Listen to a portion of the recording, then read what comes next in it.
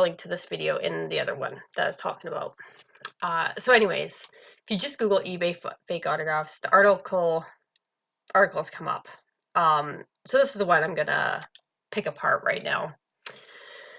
From 2007, so this article is like 11 years old. A lot of things have changed on eBay from then to now as well. Yet it's still up there. This is still what comes up. So again, this is what it's claiming. 80-90% of autographs are all fakes. We don't know who wrote this article. It's yeah. Let's just start picking it apart. If you want to read everything, you can bring it up yourself, or pause this video. So this is they're basically saying subtract points for this or that, or this is what signs are going to be. If the autograph auction is private auction, all auctions are private. Even at the time this article was written, 2007, I'm sure at that point, buyer information had all been hidden. So meaningless.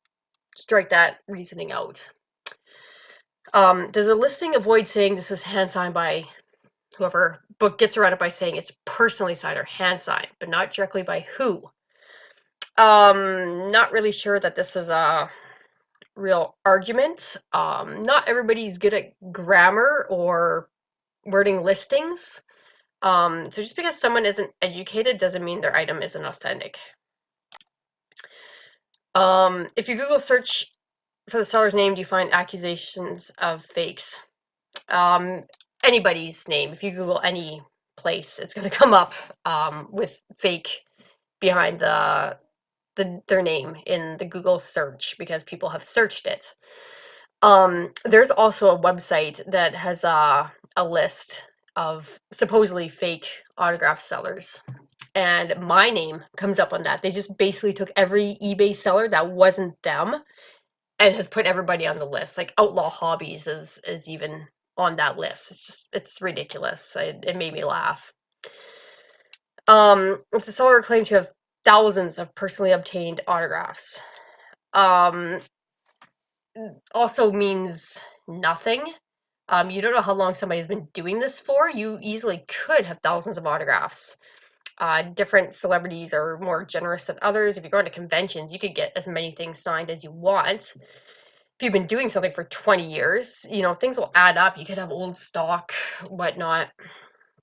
You could be obtaining your stock from other people too, trading or buying from others. So also doesn't really mean anything. Is autograph a very popular actor, actress, but inexpensive? Depends what you consider the price to be. If somebody's very popular, often their autograph isn't that hard to come by. So if an autograph isn't rare, if there's thousands, hundreds of thousands of their autographs out there, then it's not going to be worth all that much. And yeah, it's everybody's perception of expensive is different. Ryan Reynolds, some people were trying to say the other day on the Real Autograph Collectors Club that Ryan Reynolds was a super expensive autograph, and it's really not. Like maybe $50 if you're lucky, because it's very common. Yeah. Also, what is the person's expense on the autographs? If they're standing outside a hotel or an airport, it's not costing them anything. So it just depends on how greedy they are, what they want to sell it for. Yes, this is the only correct thing I think that's going to be in this whole article. If it's a reprint, auto pen, or stamp, then yes, that is saying that it's a reprint. And they're putting that out there like this is a horrible thing. But if somebody is saying this, then they're being honest about what they're selling, and there's nothing wrong. eBay has a category. You're allowed to sell reprints, autographs, as long as you put it in the right category and say it. So yeah, they're acting like, oh, haha, we caught you, but especially when you're mentioning it. Does a seller hide his or her feedback? You can't. Sellers cannot hide their feedback. also doesn't mean anything. Like, you would still see the overall percentage. So that would tell you something. Um, does the seller offer a COA as its only proof of authenticity? If yes, subtract 10 points. What? Why? What other proof? I mean, this isn't even proof. A COA isn't proof of anything. But there's nothing else you could offer. Like, even to show a proof photo, 99% of the time, that proof photo isn't actually showing anything. If you're standing outside a venue trying to get autographs, there's not even a point to taking them. Like, you just can't see anything.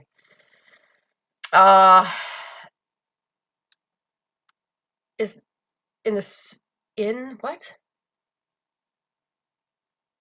Is this that must be is the seller. Is the seller a member of a world or nationally recognized autograph dealer organization in good standing? If no, subtract 50 points.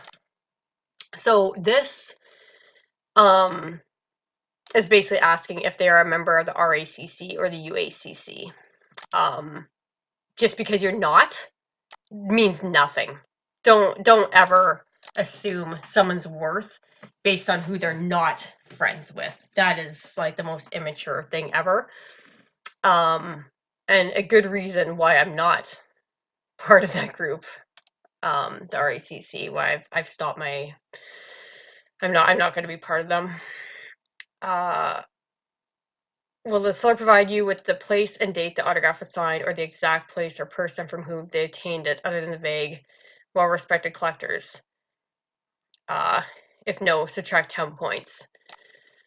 Again, like, they could not everybody's gonna remember. I don't remember half the places that I get stuff from. I would have the COAs, and I would just tell people, contact the company that issued the COA that is showing. Yeah, they should know where they got their own stuff signed, or at least have a general idea. What does it prove, though? What does it prove? You could look up any artist tour dates, any band or singer, and find out what city they were in, and just say, oh yeah, it was signed here. So also not proof of anything. This one makes me laugh. Does the seller have many autographs for sale? It lives in Iowa or someplace far away from where autographs can be obtained. Well, I'm living in the middle of fucking Saskatchewan. And this is not proof of anything either. We had many Hollywood movies filmed here. Calgary isn't that far away. A lot of TV shows and movies are filmed in Calgary. We can travel. We have vehicles. We can hop on planes. People can travel to different conventions. Bands and artists come to town. We may also have friends and family who work in different industries that you have no idea. So, saying somebody can't be a legitimate dealer because they live in Iowa, or Saskatchewan, I guess. No, this is not a good argument. Does the seller claim the autograph was obtained by a chance encounter with the star and they just happen to have a glossy 8x10 for them to sign? I guess it depends on what the story is. Like, Burton Cummings lives in Moose Jaw, so I could be carrying around photos to hope to run into him. I did actually see him the other day coming out of the casino. Um, so yeah, I mean, is it someone they would happen to have a chance to run into? Like, does the celebrity live nearby them, or frequent somewhere nearby them? In that case, like, odds are that you would have something like that on you if you're hoping to get it. So yeah, I think you'd want to figure out what the story was. Does the seller agree to let you see a scan of the signature to authenticate it? Well, I mean, you should be seeing it anyways. It should be showing. Yeah. Does the seller offer pre-authenticated autographs? Not even sure what they mean by this, and they're trying to subtract 50 points, so I'm just assuming it's something stupid. When you read, this must mean read. When you read the seller's feedback, read the negative ones. Are they over authenticity? If yes, subtract 10 points. Again, not a great argument, because most people don't actually know what they're buying. Like if somebody said, failed PSA or JSA, or something, yeah, maybe that. But if somebody's just saying, oh, it doesn't look right, you know, they probably don't even know. But even then, even if something does fail PSA or JSA, it's not like those are the almighty authorities on anything in reality. Does the seller have many removed feedbacks? You wouldn't even know if they did or not. Has the seller been a member for less than 2 years? Means nothing. This especially means nothing at all. Doesn't matter how long somebody has been doing something or not doing something. Also, when you look at somebody's user ID, you are only seeing that account. I have multiple accounts. You could see that I've been a member for 20 years, or you might see that I've been a member for 8 months. So yeah, means nothing right here. Has the seller had 2 or more eBay IDs? If yes, subtract 10 points for each change of ID. Also means nothing. I recently changed the IDs on accounts because somebody was harassing me on it, and I'm trying to hide from that person. So yeah, means nothing. People can change their names if they want to change their names. Like, so what? Like, and again, you can see that it's not hiding anything. It's a seller claim that only after you bought the autograph they will refund your money if it does not pass authentication. Why is this subtracting points? If they're offering that they will refund you because it doesn't pass authentication, that would be a good sign. Uh, oh God, this autograph is like leaving me speechless. This would be a good sign. Doesn't matter when they offer it. That's a good sign. Does the seller request money wire, Western Union, or cash, but does not take checks, PayPal, or other legitimate traceable funds? You can't even accept anything else nowadays. If you have a way to find the seller's website, and if you're trying to buy like off of eBay, they can accept whatever the hell they want. Like personally, I still just do PayPal. For everybody's protection, I've never taken checks in my life.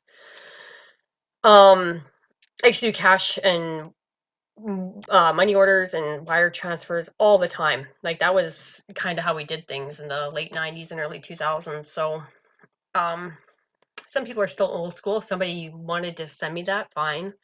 I prefer PayPal. It's just easier. But again, on eBay, a seller can only take PayPal. Depending when you're watching this is May of 2019. Things are changing. eBay is going to have a new payment system called Adyen or Adyen, however they say it. But yeah, off site they can do whatever they want. It doesn't really. I wouldn't recommend those. But still, it's not like it's a huge. It's not like it's a subtract 100 points kind of thing.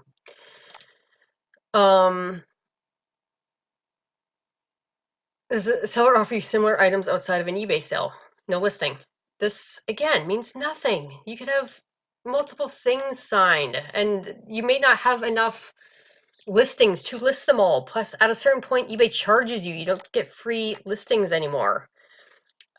Means nothing. Um, PayPal, everybody's PayPal account is verified. Yeah. For sellers to accept PayPal's account less than a year old, you wouldn't even know. And again, this means nothing, especially at the time that this article was written. This was still kind of in when things are switching. eBay is mostly PayPal, but you could still do checks and cash and money orders. So not everybody was moved to PayPal 100% in 2007. So even considering the time of this article, this is bad advice, and you wouldn't even know how long they've been on there. Uh, See, and it's funny because they'll nitpick other people's like how they word things, but then they can't spell. Quick side note, to check the seller's PayPal account, ask the seller for their email address for verification. Then go through your PayPal account and click on send money and send the amount at 1 penny. Then loose look, I guess, at their stats, length of time, if they are confirmed, etc. Then cancel. Do not send a penny. Oh God, see, they're worried about even sending a penny. And that's not how you do things. On eBay, you just send payment. That's not even ever been how it is to send a payment. Does the seller have many of a similar autograph, same photo, and many listings for autographs of the same photo? Still means nothing. If you ever watch TMZ, or you can look, Google somebody and like Google their name and signing autographs, you will see people have like huge cardboard slabs done up. It was Dave Grohl signing pick guards I saw from some dealer once, not that long ago. But yeah, there had to have easily been 20 things on this. And Brad Paisley, just a few days ago, somebody got Brad Paisley to sign like 40 guitar pick guards. It means nothing. Uh, does did an authentication service say it is legitimate? I guess I'd be meaning send it off to PSA or whatever. Have you compared the signature to many other signatures by different sellers and collectors on and off eBay and found them to be very similar writing? Keep in mind that may have been signed in a hurry, written part of their name, can't spell name either, or their whole name. It all depends. In a hurry, it may be a little more than a scribble. If no. What? Yeah. Okay. So, yeah, basically what they're saying is like, have you done your own comparisons? Have you done your own research? Which you should be doing. That's 100% what you should be doing.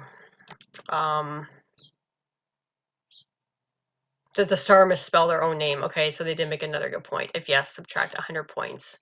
I got ripped off in a Big Bang Theory script a few years ago at an auction for the Juno Awards, and I wasn't familiar with their autographs, and I didn't have a phone to check anything, to Google things. I just bid on faith, and then I got home and started looking. I'm not sure exactly how to pronounce the name.